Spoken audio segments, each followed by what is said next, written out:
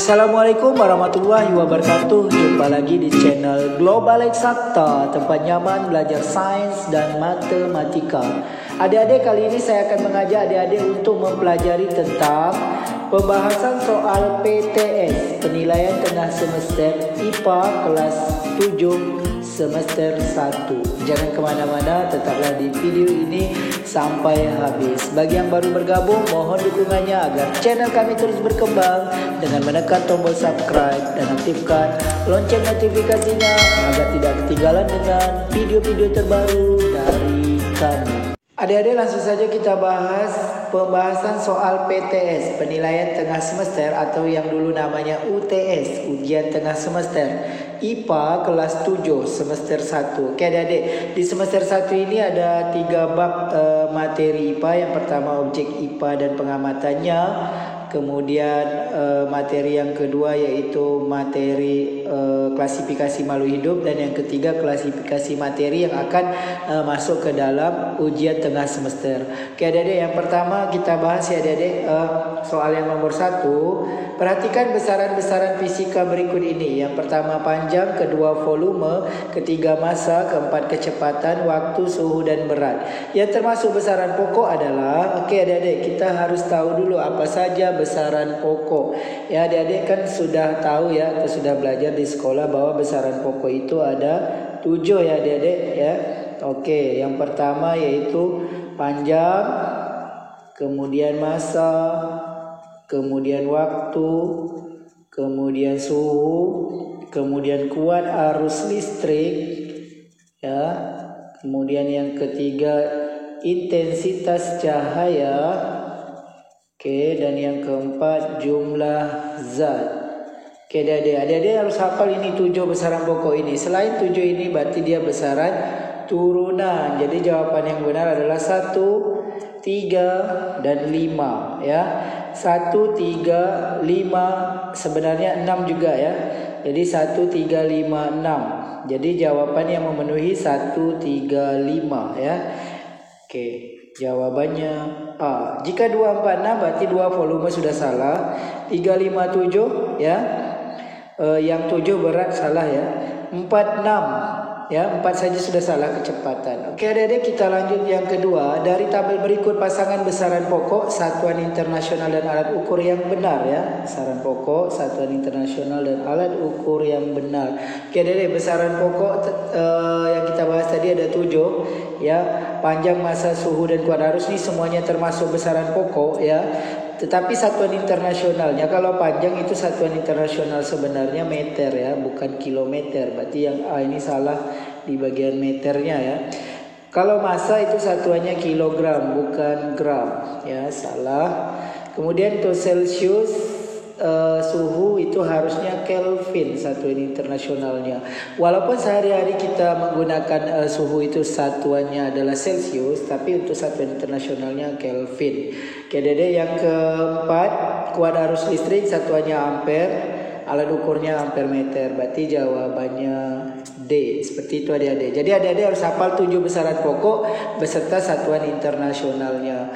Oke adik-adik, kita lanjut soal yang ketiga. Berikut ini yang merupakan kelompok satuan tidak baku. Oke adik-adik, satuan tidak baku ini adalah satuan yang jika beberapa orang atau orang berbeda mengukur, maka ukurannya itu akan berbeda ya. Contohnya jengkal ya, jengkal, kaki, depa. Jawabannya A. Tapi kalau sekon, ampere, watt ini berbeda orang, hasilnya tetap sama ya.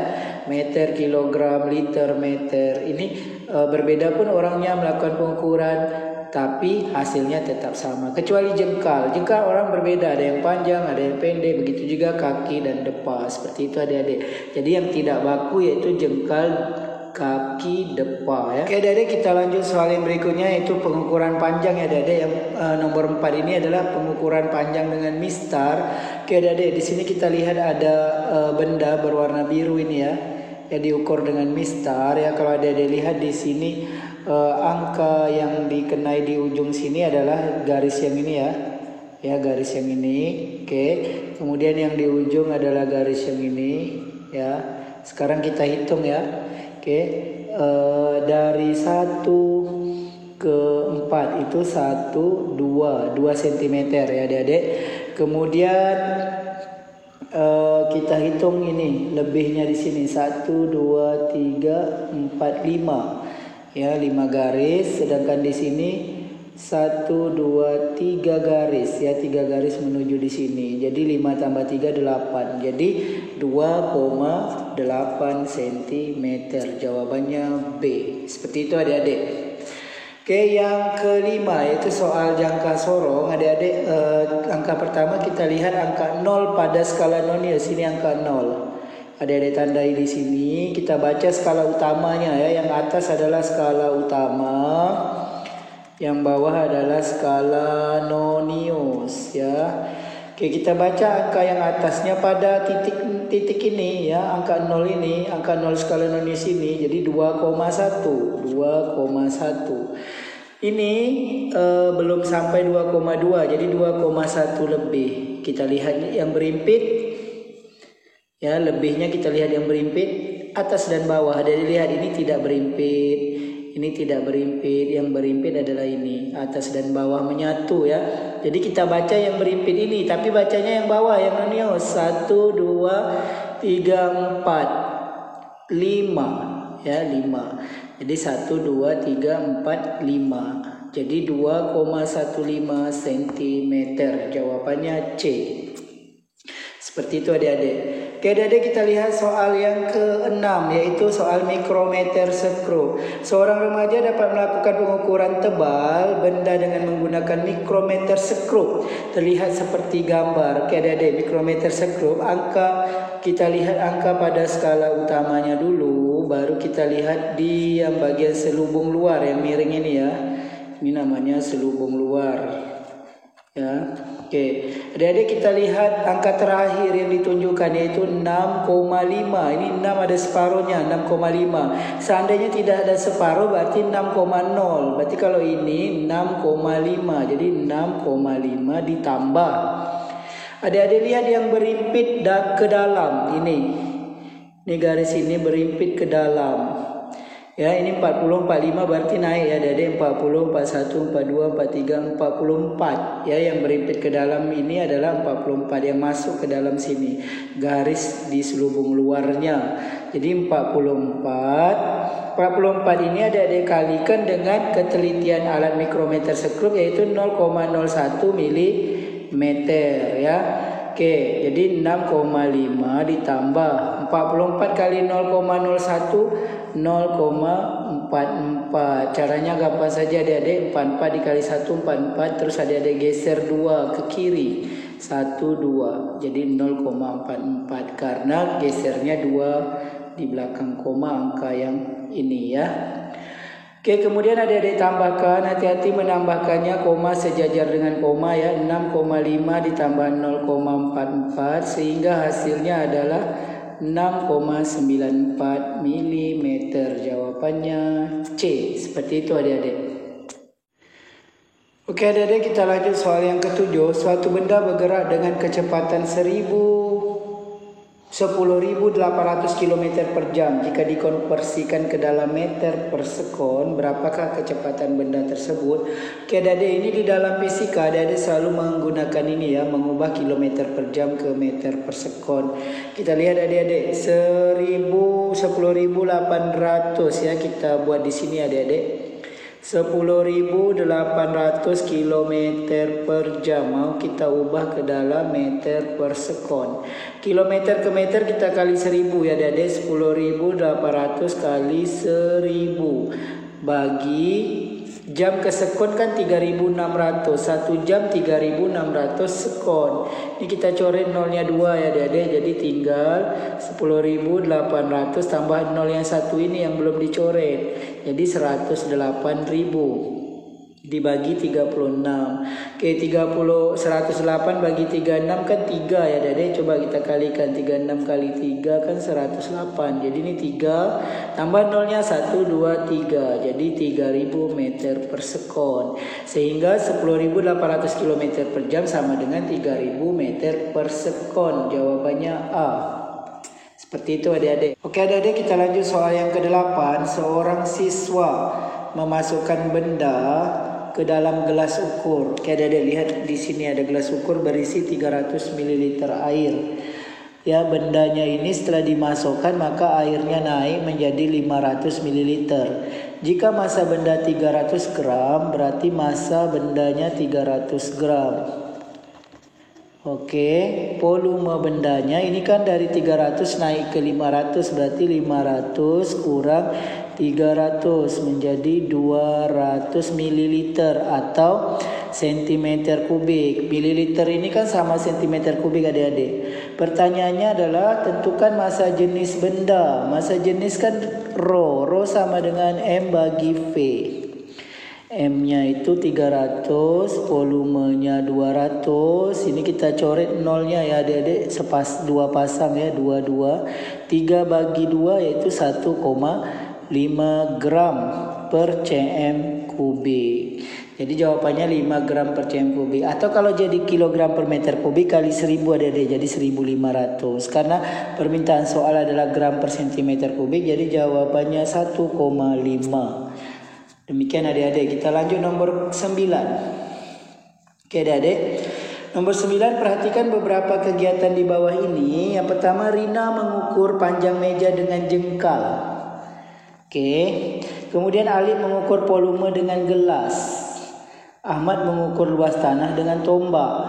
Budi mengukur waktu dengan stopwatch. Berdasarkan ilustrasi di atas, pengukuran yang paling tepat pada kegiatan nomor ya sudah jelas nomor 4 ya adik-adik.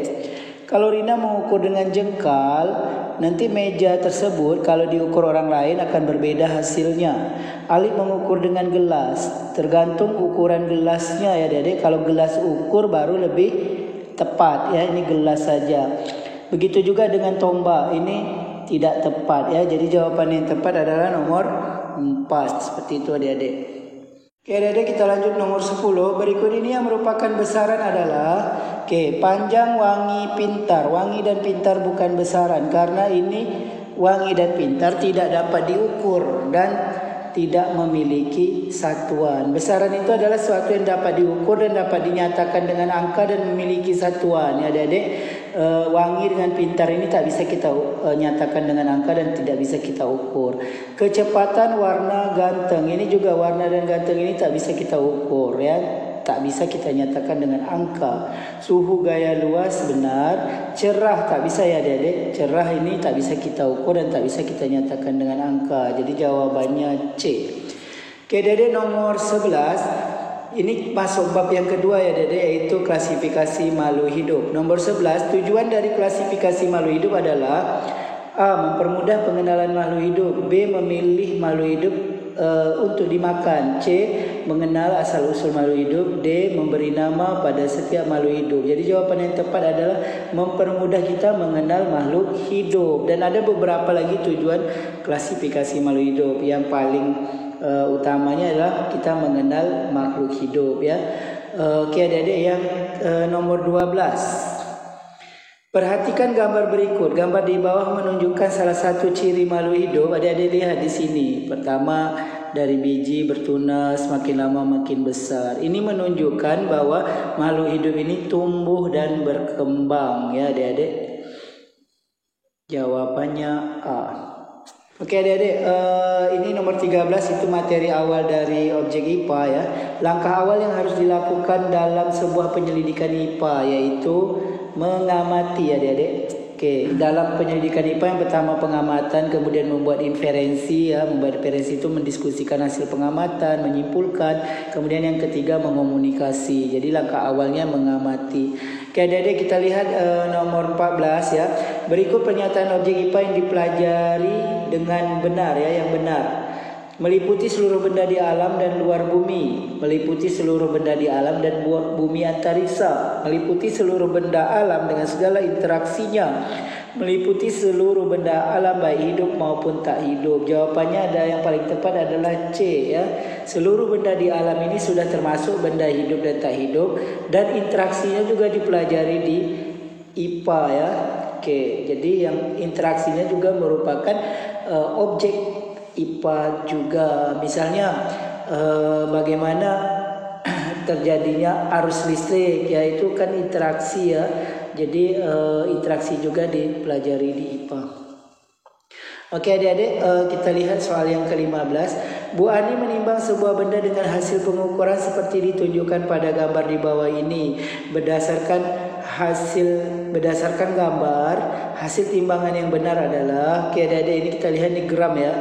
Gram ini 60 gram.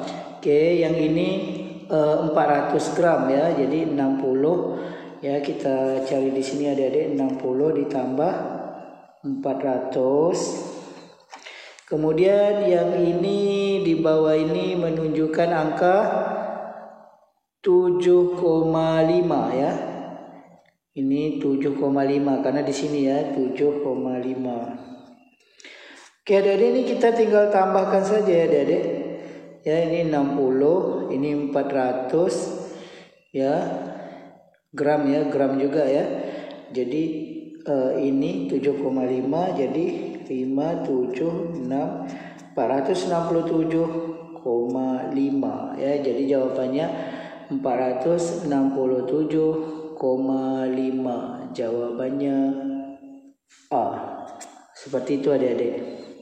Oke adik-adik, semoga informasi singkat kali ini dapat membantu adik-adik yang lagi persiapan dalam menghadapi PTS atau penilaian tengah semester atau ujian tengah semester ganjil untuk materi pelajaran IPA kelas 7 semester 1. Demikian video kita kali ini. Terima kasih atas perhatiannya. Sampai jumpa pada video yang berikutnya. Jangan lupa like, share, dan subscribe channel ini.